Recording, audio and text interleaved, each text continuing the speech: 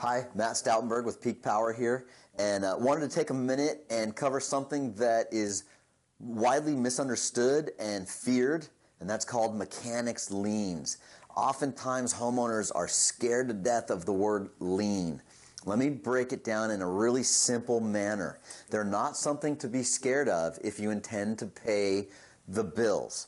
So, a contractor needs to notify anybody that they're doing work for with a preliminary notice. Now, they have 20 days either before or after starting that work to notify that customer that they are now going to be spending money on your behalf, be it materials or labor or design.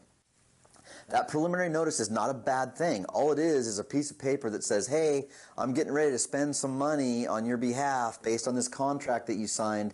I'm going to need to get paid for that money in return.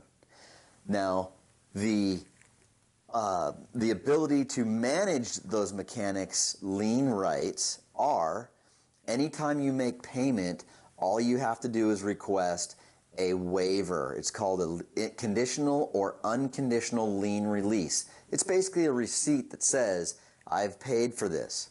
Now, if we go a little bit deeper into the contract lien rights, any other supplier or subcontractor that is not directly listed on that contract, in order for them to have lien rights, they too need to provide that customer with a preliminary notice. If they do not have a preliminary notice filed, they, in essence, don't have mechanics lien rights. That's really it. You need to know who subcontractors are, or if there are any. In our particular case, we're not subcontracting anything. Everything's done in-house. So the preliminary notice is actually the contract. You're being notified by signing it that we're going to begin work on that project.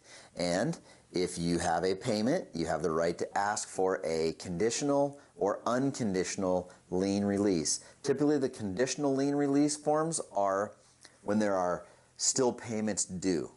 Unconditional lien release forms is generally on the final payment, meaning there are no other payments. If you have those are receipts. If somebody tries to come back and file a mechanics lien on that property, on that project, you have those receipts to pick up and say, no, I've got both conditional and unconditional lien release forms. I hope this was a quick, easy, informative video on mechanics liens. Don't be afraid of them. Also, if the company has done their work, pay them, and that's the way to avoid having any kind of a lien placed on your property. As always, thanks for joining us here at Peak Power. Be sure to tune in to some of our other videos and look forward to seeing you on the next one. Thanks.